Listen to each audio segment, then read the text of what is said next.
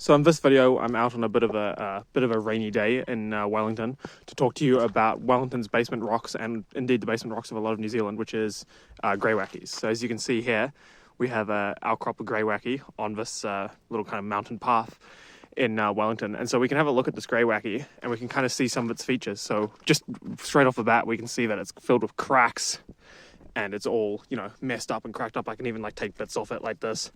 And even though this is actually supposed to be quite a hard rock, it's almost semi-metamorphic.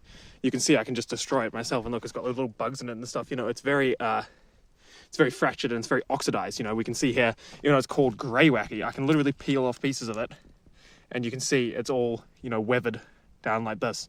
So let's talk a little bit about what this sort of rock actually is.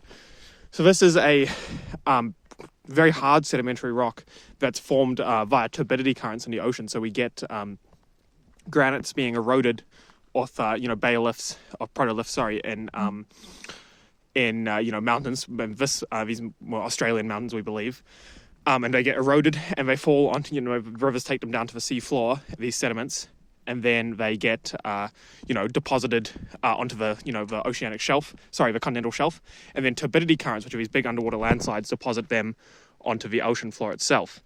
And what we know also is that these were also deposited alongside argillites, which are a mudstone. So Greywacke is a sandstone, and you can kind of see, if I take you real close, you can actually see the grains, which makes it a sandstone. And then it's interbedded with something called argillite, which is a mudstone.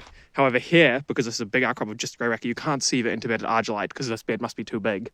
But that is the formation story of the Greywackes. And then since then, the Greywackes have all been, you know, faulted and folded and upturned and oxidized and all these things. And a big part of that story is the formation story of New Zealand with the uplift, which is that at some point these were part of an accretionary prism of a subduction zone. They were all accreted onto this plate. And that process caused a lot of destruction of the rocks.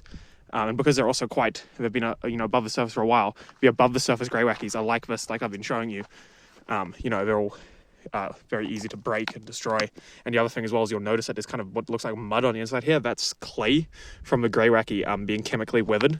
So the feldspars, I believe, in the Greywacke chemically weather to clays. And what that means is that this rock would be, because it's almost, you know, it's almost metamorphic grade. It's not, it's still a sedimentary rock, but Greywacke is a very hard rock. But because it's been outcropped here for so long, you know, because it's at the top, it's very oxidized and very easy to break apart. You can see here, if you look at it, it's all cracked and folded and you know, all very destroyed. But yeah, so this is basically the basement rock of much of the bottom of the North Island and some of the bottom of the South Island. These Greywackes interbedded with argillites. And if we you know, if we pan out a little bit here, so, you know, we've got this outcrop I've been showing you, and as you can see up there, we've got at the very top of it, we've got, you know, Greywackes, so we can move from the hard bedrock sort of to the actual kind of overlying soils, which are basically clays and Greywacke rocks, as you can see up there. And then you can see the dominant tree or bush around here is gorse.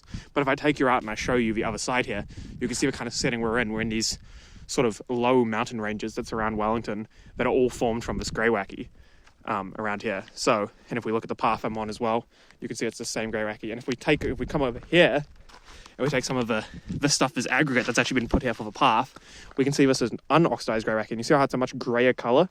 That's why it's called Greywacke, rather than what's over here, which is all brown and oxidized. So this would have been quarried out of, you know, deeper into a mountain where it hasn't oxidized yet, and therefore it's much harder and actually gray.